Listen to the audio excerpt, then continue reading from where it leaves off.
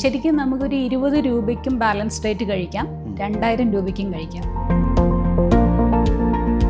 ഈ എന്താ പറയുക, ഷവർമ അല്ലെങ്കിൽ മന്തി, അതൊക്കെ എത്ര ക്വാണ്ടിറ്റിയാണ് നമ്മൾ കഴിക്കുന്നത്, അത്ര നമുക്ക് ആവശ്യമില്ല ആക്ച്വലി.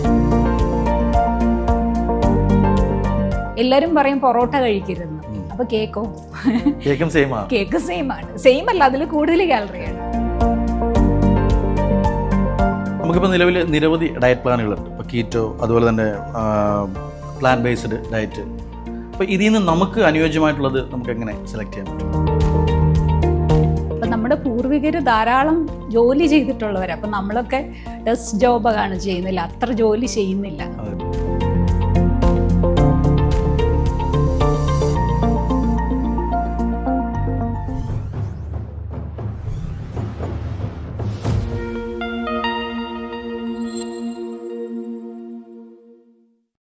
മൈഫിൻ ടിവിയുടെ എല്ലാ പ്രേക്ഷകർക്കും ഹെൽത്ത് പ്ലസിൻ്റെ ഓണം സ്പെഷ്യൽ എപ്പിസോഡിലേക്ക് സ്വാഗതം. ഈ ഓണക്കാലം എന്ന് പറയുമ്പോൾ നമുക്ക് എല്ലാവർക്കും അറിയാം, സദ്യ ഒഴിച്ചുകൂടാനാവാത്ത ഒന്നാണ്. സദ്യ മുന്നിൽ കിട്ടിയാൽ നമ്മൾ നന്നായിട്ട് കഴിക്കുകയും ചെയ്യും. പക്ഷേ നമ്മൾ ഭക്ഷണക്രമത്തിലും ഒരുപാട് മിതത്വം പാലിക്കേണ്ടതായിട്ടുണ്ട്. അതുകൊണ്ട് തന്നെ ഈ ഓണം സ്പെഷ്യൽ എപ്പിസോഡിലൂടെ നമുക്ക് മുന്നിലിരിക്കുന്നത് നമുക്കേറെ പ്രിയപ്പെട്ട ഒരു ഡയറ്റീഷ്യനാണ്, Gayathri ma'am. Welcome to the show. ആദ്യം തന്നെ ചോദിക്കാം, എന്താണ് ഡയറ്റീഷ്യൻ? ഡയറ്റീഷ്യൻ എന്ന് പറയുമ്പം അല്ലെങ്കിൽ ന്യൂട്രീഷൻ എന്ന് പറയുന്നത് സയൻസ് ഓഫ് ഫുഡാണ്. അപ്പോൾ ഫുഡിനെ കുറിച്ചുള്ള സയൻസ് പഠിച്ച് നമ്മളൊരു ഹോസ്പിറ്റലിൽ കുറച്ചാൾ വർക്ക് ചെയ്ത് അങ്ങനത്തെ ഒരു എക്സ്പീരിയൻസ് ഉള്ളവരെയാണ് ഡയറ്റീഷ്യൻ എന്ന് പറയുന്നത്. ന്യൂട്രീഷനിസ്റ്റ് എന്ന് പറയുമ്പോൾ അതൊരു ചെറിയ സർട്ടിഫൈഡ് കോഴ്സ് ചെയ്യുന്നവർക്കും ന്യൂട്രീഷനിസ്റ്റ് എന്ന് പറയാറുണ്ട്. അപ്പോൾ അത് തമ്മിലുള്ളൊരു വ്യത്യാസം എന്ന് പറയുമ്പോൾ ഡയറ്റീഷ്യൻ നമ്മൾ ഒരു യൂണിവേഴ്സിറ്റി തലത്തിൽ പഠിച്ചു, BSc MSc അല്ലെങ്കിൽ MPhil വരെ, ഞാൻ MPhil വരെ പഠിച്ചിട്ടുണ്ട്. അതിനുശേഷം കുറച്ച് നാൾ അമൃതയിൽ വർക്ക് ചെയ്തു. പിന്നെ കുറച്ച് കോളേജുകളിലൊക്കെ പാർട്ട് ടൈം ലെക്ചറായിട്ട് വർക്ക് ചെയ്തു. അതിനുശേഷം 2010 ഗായത്രി ന്യൂട്രി സൊല്യൂഷൻസ് തുടങ്ങിയത്. അതൊരു വേൾഡ് വൈഡ് കമ്മ്യൂണിറ്റിയാണ്. സെലിബ്രിറ്റീസ് ഉണ്ട്, പൊളിറ്റീഷ്യൻസ് ഉണ്ട്, IAS ഓഫീസേഴ്സ് ഉണ്ട്, ഫാമേഴ്സ് ഉണ്ട്, റൂറൽ ഏരിയയിൽ പോലും ക്ലാസ് എടുക്കാറുണ്ട്. പിന്നെ സ്കൂളുകളിലും ഇൻസ്റ്റിറ്റ്യൂഷൻസ്, അങ്ങനെ MNCs, കുറേ കമ്പനീസുമായിട്ട് ലിങ്ക് ചെയ്ത് നെസ്ലയിലൊക്കെ വർക്ക് ചെയ്തിട്ടുണ്ട്. ഇത് ഈ പറഞ്ഞ ഡയറ്റീഷ്യൻ എന്ന് പറയുന്നത് ഇത് നമ്മുടെ ഹെൽത്ത് ഇതിൽ ഏത് ഡിപ്പാർട്ട്മെൻറ്റിലാണ് പെടുക ശരിക്കും? ഹെൽത്ത് ആൻഡ് ഫിറ്റ്നസ്സിൽ വരുമായിരിക്കും. ഫിറ്റ്നസ് ആണ്. അല്ലെങ്കിൽ മെഡിക്കൽ ന്യൂട്രീഷൻ തെറാപ്പി, നമ്മളിപ്പം ഡയബറ്റിക് ഡയറ്റ്, ക്യാൻസറിൻ്റെ ഡയറ്റ്, ലിവർ സിറോസിസിൻ്റെ ഡയറ്റ്, അതൊക്കെ മെഡിക്കൽ ന്യൂട്രീഷൻ തെറാപ്പിയിൽ വരും. അപ്പോൾ ഹോസ്പിറ്റലിൽ വർക്ക് ചെയ്യുമ്പോഴാണ് നമ്മൾ ആക്ച്വലി ഡയറ്റീഷ്യൻ എന്നുള്ള വേർഡ് യൂസ് ചെയ്യുന്നത് കൂടുതലും. ഈ മാമിൻ്റെ ഒരു പാരമ്പര്യം അല്ലെങ്കിൽ ഒരു പശ്ചാത്തലം എന്താണ്? പാരമ്പര്യമായിട്ട് ഡോക്ടേഴ്സ് അല്ലെങ്കിൽ ഹെൽത്ത് മേഖലയിലുള്ള ആരെങ്കിലും ഒക്കെ ഉണ്ടോ? അതോ? എൻ്റെ ഫാദർ വെറ്റിനറി ഡോക്ടറായിരുന്നു. പിന്നെ അത് കഴിഞ്ഞിട്ട് ഞാൻ അഗ്രികൾച്ചർ കോളേജിലാണ് MSc പഠിച്ചത്. അപ്പോൾ അവിടെ കോളേജിൽ കലാതിലകമൊക്കെ ആയിരുന്നു. ഞാൻ കൂടുതലും ആർട്ടും അങ്ങനത്തെ കാര്യങ്ങളൊക്കെയാണ് ചെയ്യുന്നത്. ആർട്ട്, സിംഗറാണോ? പാട്ട് പഠിക്കുന്നുണ്ട്. കർണാട്ടിക് മ്യൂസിക് വേണമെങ്കിൽ പാടാം. കർണാട്ടിക് മ്യൂസിക് ഇപ്പം പഠിക്കുന്നുണ്ട്. ആക്ച്വലി ആ ഒരു ഹീലിംഗ് പാത്തിലേക്ക് വന്നപ്പം ഞാൻ അങ്ങനത്തെ കുറച്ച് കാര്യങ്ങളൊക്കെ ചെയ്യുന്നുണ്ട്. കൂടുതലും ഞാൻ ആർട്ട് വരയ്ക്കുകയൊക്കെ ചെയ്യുമായിരുന്നു. കൂടുതലും വരയ്ക്കുക, പോയംസ് എഴുതുക, അങ്ങനെയൊക്കെ ചെയ്തിട്ടാണ് അന്ന് അങ്ങനെ കലാതിലകമൊക്കെ ആയത്. ഈ ആരോഗ്യകരമായ ഭക്ഷണത്തെക്കുറിച്ച് ആൾക്കാർക്കിടയിൽ ഒരുപാട് തെറ്റിദ്ധാരണകളുണ്ട്. അതെ. അപ്പം ഒരു ഡയറ്റീഷ്യൻ എന്നുള്ള നിലയിൽ കൃത്യമായിട്ടൊരു ഫോർമാറ്റ് പറയാമോ? ശരിക്കും നമുക്കൊരു 20 രൂപയ്ക്കും ബാലൻസ് ഡയറ്റ് കഴിക്കാം, 2000 രൂപയ്ക്കും കഴിക്കാം. നമ്മുടെ ചോയ്സാണ്. അപ്പോൾ ഇപ്പോൾ നമ്മളിപ്പോൾ ഏതെങ്കിലും ഒരു ഫുഡ് നല്ലതെന്ന് പറഞ്ഞു കഴിഞ്ഞാൽ അതിൻ്റെ കുറേ പ്രോഡക്ട്സ് അങ്ങ് ഇറങ്ങും. ആക്ച്വലി നമുക്ക് സാധാരണ നമ്മളിപ്പം കഞ്ഞി, പയർ, അവിയൽ, അതൊരു ബാലൻസ് ഡയറ്റാണ്. കഞ്ഞി, പയർ, അവിയൽ. കഞ്ഞിയുടെ അകത്ത് കാർബോഹൈഡ്രേറ്റ്സ് ഉണ്ട്, പയറിൽ പ്രോട്ടീൻ ഉണ്ട്, അവിയലിനകത്ത് എല്ലാ വെജിറ്റബിൾസ് ഉണ്ട്, വൈറ്റമിൻ മിനറൽസ് കിട്ടും. അല്ലെങ്കിൽ 2 ഇഡ്ഡലി, സാമ്പാർ, അരിയുണ്ട്, ഉഴുന്നുണ്ട്. അപ്പോൾ അരി കാർബോഹൈഡ്രേറ്റ്, ഉഴുന്ന് പ്രോട്ടീൻ, വെജിറ്റബിൾസിൽ നിന്ന് വൈറ്റമിൻ മിനറൽസ് കിട്ടും. അപ്പം നമ്മുടെ കേരള ഡയറ്റ് തന്നെ നമുക്ക് ബാലൻസ്ഡ് അങ്ങനത്തെ ഒരു, ഞാനിപ്പോൾ മീഡിയയിലൊക്കെ പറഞ്ഞു തുടങ്ങിയത് കുറച്ച് വർഷങ്ങൾക്ക് മുമ്പ് പറഞ്ഞപ്പം ഒരുപാട് പേർക്ക് തെറ്റായിട്ടുള്ള ധാരണകൾ മാറി. കാര്യം കുറേ പേര് വില കൂടിയ സാധനങ്ങളും ഇമ്പോർട്ടഡ് ഫുഡും ഒക്കെ ആയിരുന്നു കഴിച്ചുകൊണ്ടിരുന്നത്. അപ്പോൾ അതൊക്കെ മാറിയിട്ട് നമുക്ക് നമ്മുടെ നോർമൽ ഫുഡിൽ നിന്ന് തന്നെ നമുക്ക് ആവശ്യത്തിനുള്ള പ്രോട്ടീൻ കിട്ടും. നമ്മൾ പോയിട്ട് വില കൂടിയ പ്രോട്ടീൻ പൗഡറൊന്നും കഴിക്കേണ്ട ആവശ്യമില്ല. ഒരു സാധാരണ കേരള ഡയറ്റ്. അപ്പം നമ്മളിപ്പോൾ ഞാൻ പറഞ്ഞ കണക്ക് വെജിറ്റേറിയൻ ആണെങ്കിൽ ഞാൻ വെജിറ്റേറിയൻ ആണ്, പക്ഷേ നോൺ വെജ് കഴിക്കുന്ന ധാരാളം പേര് കേരളത്തിലുണ്ട്. എല്ലാം ലിമിറ്റിൽ കഴിക്കുക. അപ്പോൾ നമ്മൾ ഒത്തിരി അനിമൽസിനൊക്കെ ഒന്നും ഒരുപാട് കഴിക്കേണ്ട ആവശ്യമില്ല. നമുക്ക് കുറച്ച് മതി. നമുക്ക് ഓരോ മീലിലും ഒരു കാർബോഹൈഡ്രേറ്റ്, ഇപ്പോൾ ഒരു പ്ലേറ്റ് എടുക്കുകയാണെങ്കിൽ ഞാനൊരു ഫുഡ് പ്ലേറ്റ് എന്നുള്ള രീതിയിലാണ് പറഞ്ഞു കൊടുക്കാറുള്ളത്. അതിപ്പം നമ്മളിപ്പോൾ റൂറൽ ഏരിയയിൽ പോയാൽ അവർക്ക് ചിലപ്പം ഒരു ദിവസം ചിലപ്പോൾ ഒരു 50 രൂപയെ കാണുള്ളൂ കയ്യിൽ. 3 നേരത്തെ മീല് വേണമെങ്കിൽ അവർക്ക് കറക്റ്റായിട്ട് കഴിക്കാം. 2 നേരം ഇഡ്ഡലി സാമ്പാർ കഴിക്കാൻ വേണമെങ്കിൽ രാവിലെയും രാത്രിയിലും, ഉച്ചയ്ക്ക് കുറച്ച് കഞ്ഞിയോ ചോറോ കുറച്ച് പയറ് തോരനോ, ചീര കാണും. ചീരയൊക്കെ വീട്ടിലുണ്ടാവുന്നതാണ്. ചീരയിൽ നിന്ന് ഒരു ധാരാളം വൈറ്റമിൻസ് നമുക്ക് കിട്ടും. കാൽസ്യം, വൈറ്റമിൻ എ ഒക്കെ കിട്ടും.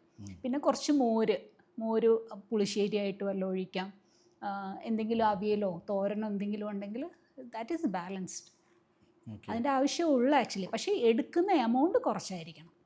അപ്പം നമ്മുടെ പൂർവികർ ധാരാളം ജോലി ചെയ്തിട്ടുള്ളവരാണ്. അപ്പം നമ്മളൊക്കെ ഡെസ്ക് ജോബാണ് ചെയ്യുന്നില്ല, അത്ര ജോലി ചെയ്യുന്നില്ല. Moderate work maximum. വീട്ടിലാണെങ്കിൽ പോലും ഞാനിപ്പോൾ ഇവിടെ രാവിലെ തൂത്തു ഉടയ്ക്കുകയും ഒക്കെ ചെയ്യുന്നുണ്ട്. പക്ഷെ എങ്കിൽ പോലും എനിക്ക് വലിയ എഫേർട്ടില്ല. എല്ലാം ഈസി ആയിട്ട് ചെയ്യാൻ പറ്റും. പണ്ടത്തെ പോലെ അടിച്ചു വാരി വീടിന് ചുറ്റിനും മുറ്റം അടിക്കുക അങ്ങനത്തെ ഒന്നും പണികൾ ചെയ്യുന്നില്ലല്ലോ നമ്മള്. അപ്പം നമുക്കൊരു 2 ഇഡലി അല്ലെങ്കിൽ 3 ഇഡലിയൊക്കെ മതി. 10 ഇഡലി ഒന്നും കഴിക്കേണ്ട ആവശ്യമില്ല. അപ്പം ആ കാർബോഹൈഡ്രേറ്റ് കൺവേർട്ട് ചെയ്തിട്ട് ഫാറ്റായിട്ട് സ്റ്റോർ ചെയ്യും, കൊളസ്ട്രോളായിട്ട് സ്റ്റോർ ചെയ്യും. അതാ വരുന്നത്. അങ്ങനെയാണ് കൊളസ്ട്രോളൊക്കെ കൂടുന്നത്. സാധാരണ ഡയറ്റീഷ്യൻസ് പറയുക ആഹാരം കുറച്ച് കഴിക്കാനാണ് പറയാം. മാം എഴുതിയ 2 ബുക്കിൽ ആഹാരം കഴിക്കൂ വണ്ണം കുറയുന്നതാണ്. എന്താ അങ്ങനെ ഒരു ടൈറ്റിൽ വരാൻ? അതിൻ്റെ റീസൺ എന്ന് വെച്ചാൽ ഈ ആഹാരം കഴിക്കാതെ കുറേ പേര് പട്ടിണി കിടക്കും. ആക്ച്വലി നമ്മൾ കഴിച്ചിട്ടാണ് ആ മെറ്റബോളിസം കറക്റ്റ് ചെയ്ത് എടുക്കേണ്ടത്. അല്ലാതെ നമ്മളിപ്പം ഭയങ്കര ആഹാരം കുറച്ചാണ് കഴിക്കുന്നതെങ്കിൽ നമുക്ക് എന്താ പറ്റുന്നതെന്ന് വെച്ചാൽ മെറ്റബോളിസം കുറയുമ്പം വെയിറ്റ് ലോസ് കുറയും. ആ സമയം ലിമിറ്റിൽ ഓരോ 10 ദിവസത്തിൽ കുറച്ച് ചേഞ്ചസ് ചെയ്ത് ഇപ്പം 3 മാസത്തിൽ 10 കിലോ സുഖമായിട്ട് കുറയുന്നുണ്ട്. പിന്നെ മെഡിറ്റേഷനും ഒത്തിരി ഹെൽപ്ഫുള്ളാണ്. മെഡിറ്റേഷൻ എങ്ങനെയാണ് അത് ചെയ്യുന്നത്? മെഡിറ്റേഷൻ ഞാൻ കുറച്ച് എൻ്റെ തന്നെ എന്താ പറയുന്ന കുറേ ലൈഫ് ഇവൻറ്റ്സ് വന്നപ്പോഴത്തേക്ക് ഞാൻ കുറച്ച് ഹീലിംഗ് പാത്തിലേക്ക് പോയി. ഇന്നർ ചൈൽഡ് ഹീലിങ്ങും പാസ്റ്റ് ലൈഫ് റിഗ്രഷനും മെഡിറ്റേഷൻസും. അപ്പോൾ അങ്ങനെ ഞാൻ എൻ്റെ ഹീലിങ്ങിന് വേണ്ടിയിട്ട് കഴിഞ്ഞ കുറച്ച് വർഷങ്ങളായിട്ട് ഒരു സ്പിരിച്വൽ ജേർണിയിലാണ്. അത് ചെറുപ്പം തൊട്ടേ അങ്ങനെ ആയിരുന്നു. അപ്പോൾ ഇപ്പം അങ്ങനെ പോയപ്പോൾ ഞാൻ എൻ്റെ ക്ലയൻസിനെയും കൂടെ ഹെൽപ്പ് ചെയ്തിട്ട് തൗസൻഡ്സ് ഓഫ് ക്ലയൻസിൻ്റെ ഇത് വെച്ചിട്ടാണ് diet and meditation four emotional eating എന്നുള്ള ബുക്ക് എഴുതിയിട്ടുള്ളത്. അപ്പോൾ അതിൽ നിന്ന് മനസ്സിലാവുന്നത് ഇപ്പം നമുക്ക് മെഡിറ്റേഷൻ മാത്രം ചെയ്തിട്ട് വെയിറ്റ് ലോസ് വരുന്ന ക്ലയൻസും ഉണ്ട്. അങ്ങനെയുണ്ട്. അപ്പം മനസ്സാണ് നമുക്ക് ഇമോഷണൽ ഈറ്റിംഗ് എന്ന് പറഞ്ഞാൽ നമ്മൾ വിശന്നിട്ടല്ല ആഹാരം കഴിക്കുന്നത്. നമുക്കിപ്പം എന്തെങ്കിലും നമ്മുടെ ബോസ് വഴക്ക് പറഞ്ഞു, അല്ലെങ്കിൽ ഒരു റിലേഷൻഷിപ്പിൽ എന്തെങ്കിലും ഒരു ഇഷ്യൂ ഉണ്ട്, പോയിരുന്നെങ്കിൽ ഫുഡ് കഴിക്കും. നമ്മുടെ ആ ഒരു റിലേഷൻ നമ്മുടെ വേറെ എന്തെങ്കിലും ഇമോഷനെ ഫുഡിലേക്ക് കൺവേർട്ട് ചെയ്യും. മൈൻഡ് ഇതിൻ്റെ ഒരു വലിയ പാർട്ടാണ്. മൈൻഡ് ഭയങ്കര പാർട്ടാണ്. നമ്മൾ ബോഡി മാത്രമല്ലല്ലോ. ഭഗവാൻ ഭഗവത്ഗീത പറയുന്നുണ്ട്, യു ആർ എ സോൾ അല്ലേ. നമ്മളൊരു ആത്മാവാണ്, ശരീരം എടുത്തുന്നേ ഉള്ളൂ. അപ്പം നമ്മുടെ ആ ഒരു മനസ്സിൻ്റെയും ആ ഒരു ആത്മാവിൻ്റെയും ലെവലിലുള്ള ഹീലിംഗ് നമുക്ക് മെഡിറ്റേഷനിലൂടെ ചെയ്യാൻ പറ്റും. ആരോഗ്യകരമായ ഭക്ഷണത്തെക്കുറിച്ച് നമ്മുടെ ജനങ്ങൾക്കിടയിലുള്ള പൊതുവായിട്ടുള്ളൊരു തെറ്റിദ്ധാരണകൾ എന്തൊക്കെയാണ്? കേരളത്തിൽ ഇപ്പോൾ ഉള്ളൊരു തെറ്റിദ്ധാരണ എന്ന് വെച്ചാൽ പ്രോട്ടീൻ ഒരുപാട് കഴിക്കണം. ചെറിയ കുട്ടികളൊക്കെ 8ാം ക്ലാസ്സിലൊക്കെ പഠിക്കുന്ന കുട്ടികളൊക്കെ വിളിച്ചിട്ട് വയ്ക്കും, മാഡം എൻ്റെ മോന് പ്രോട്ടീൻ കൊടുക്കണം, ജിമ്മിൽ പറഞ്ഞു എന്നൊക്കെ പറഞ്ഞിട്ട്. അപ്പോൾ ഞാനിപ്പം ഓസ്ട്രേലിയൻ ഡയറ്ററ്റിക് അസോസിയേഷൻ അതൊക്കെ ആയിട്ട് കണക്റ്റഡ് ആണ്. അപ്പോൾ അവിടെയൊക്കെ പിന്നെ സ്പോർട്സ് ന്യൂട്രീഷൻ ഓസ്ട്രേലിയയൊക്കെ ഉണ്ട്. അവരൊക്കെ ഫുഡിലൂടെ മാത്രം കൊടുത്തിട്ട് സ്പോർട്സ് ചെയ്യുന്ന ആൾക്കാരുണ്ട്, വെജിറ്റേറിയൻ പ്രോട്ടീൻ വെച്ചിട്ട്.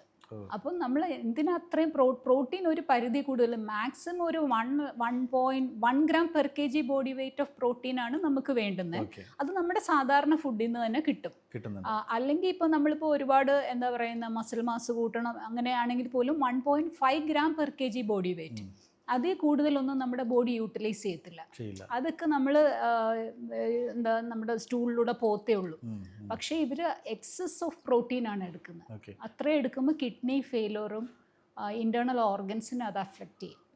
അപ്പോൾ ഈ പ്രോട്ടീൻ ഈ പറഞ്ഞ പോലെ നമ്മൾ വെറുതെ കഴിച്ചു കഴിഞ്ഞാലും പിന്നെ അത് ഒരുപാട് പ്രോബ്ലംസ് ക്രിയേറ്റ് ചെയ്യുന്നുണ്ട്. അപ്പോൾ അത് ഒരു കാരണം.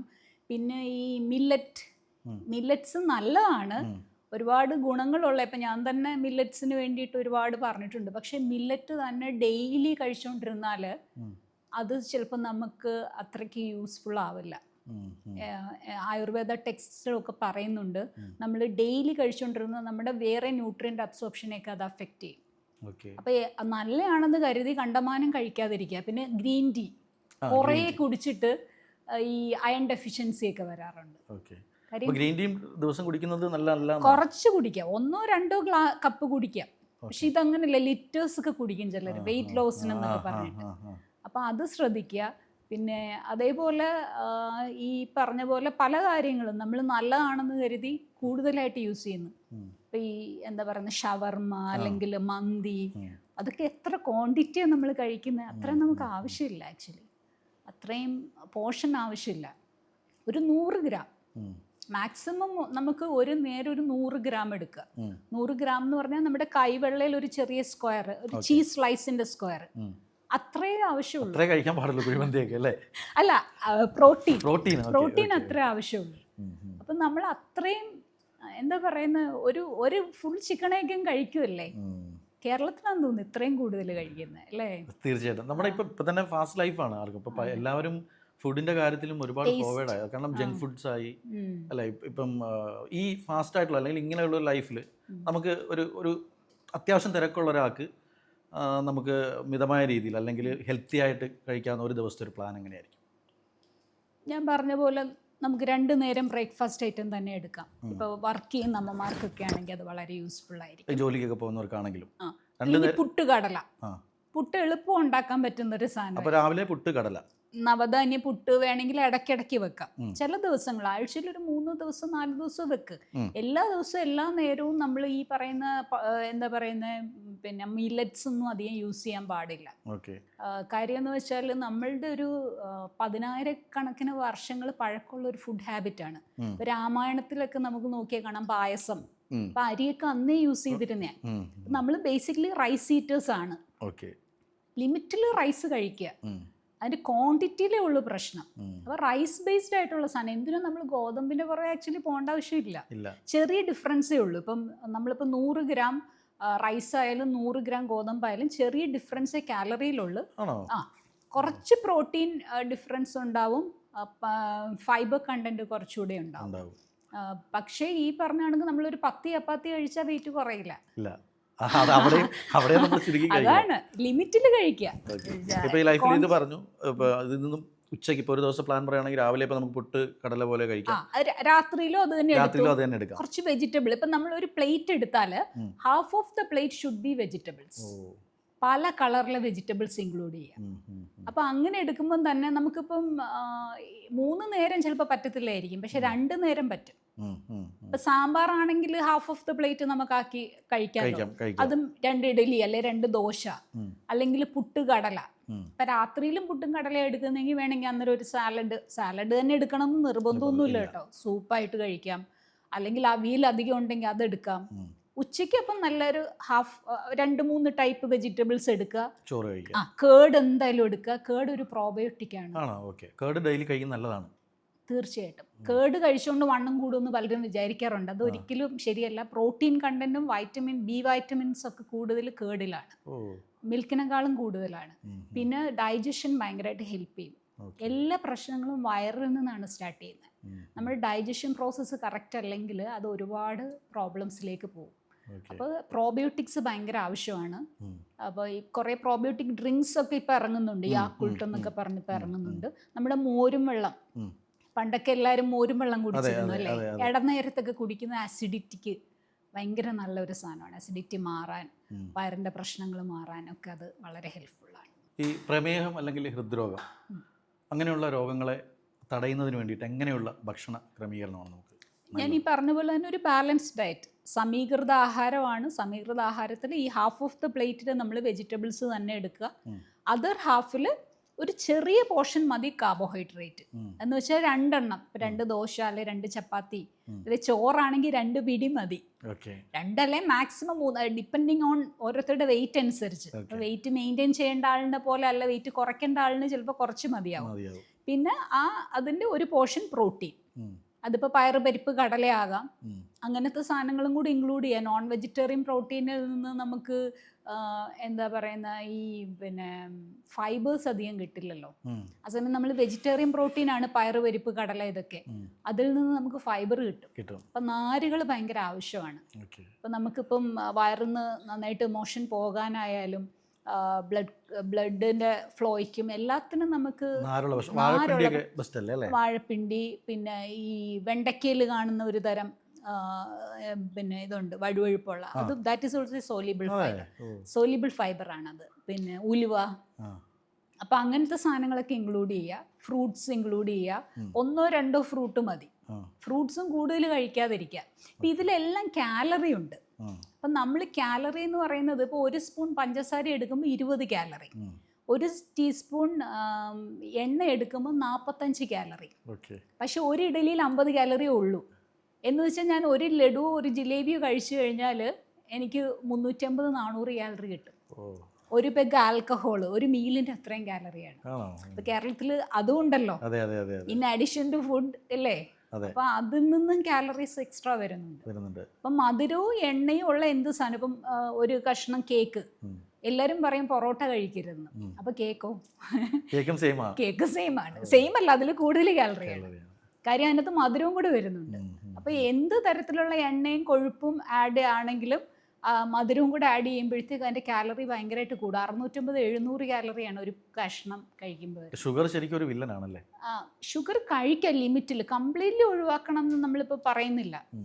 According to ICMR, Indian council of medical റിസർച്ചിൻ്റെ ബേസിലാണ് നമ്മൾ റെക്കമെൻഡ് ഡെയിലി അലവൻസ് ഓരോരുത്തർക്ക് പറയുന്നത്.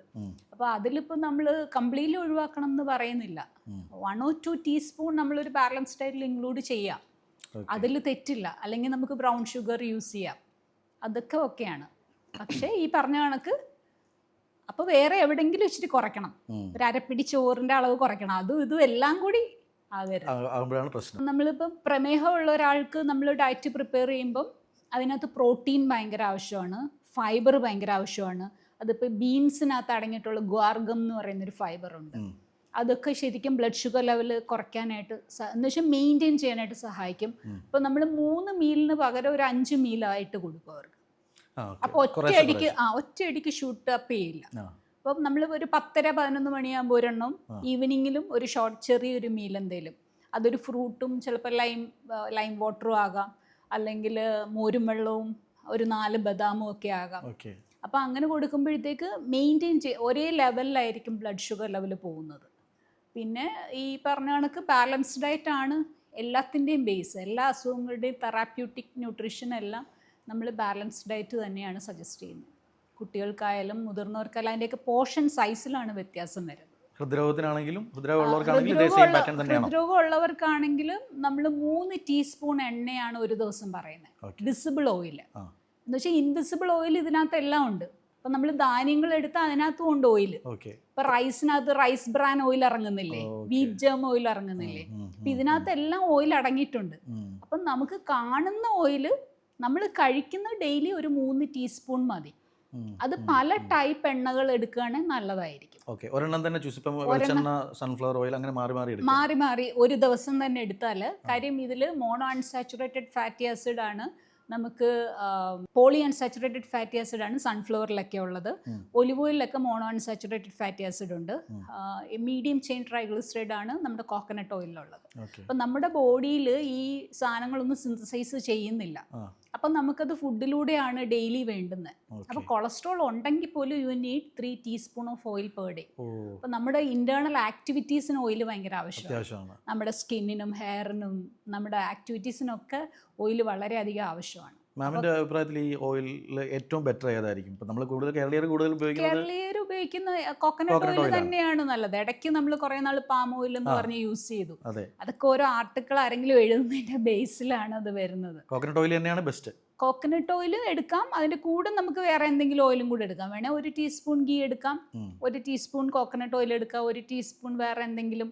ഇപ്പം നമ്മൾ ദോശയൊക്കെ ചുടുമ്പോൾ നല്ലെണ്ണയൊക്കെ യൂസ് ചെയ്യാറില്ലേ, അങ്ങനെ എടുക്കാം. അപ്പോൾ ഈ ചില അസുഖങ്ങളൊക്കെ വരുന്ന, ഇപ്പോൾ ടോട്ട് സ്കിൻ എന്നൊക്കെ പറഞ്ഞു വരും, കൈയുടെ മുട്ടിലൊക്കെ ഇങ്ങനെ കരികരി പോലെ ഭയങ്കര ഡ്രൈനെസ്, കുരു പോലൊക്കെ വരുന്നത്. അപ്പോൾ അതൊക്കെ ആക്ച്വലി ഇതിൻ്റെ ഡെഫിഷ്യൻസിയാണ്. ഓ, അത് റിവേഴ്സ് ചെയ്യാറുമുണ്ട്. അപ്പോൾ നമ്മൾ അച്ചാറിലൊക്കെ കണ്ടിട്ടില്ലേ, പണ്ട് അമ്മമാരൊക്കെ അച്ചാറിനകത്ത് നല്ലെണ്ണയൊക്കെയല്ലേ യൂസ് ചെയ്യുന്നത്.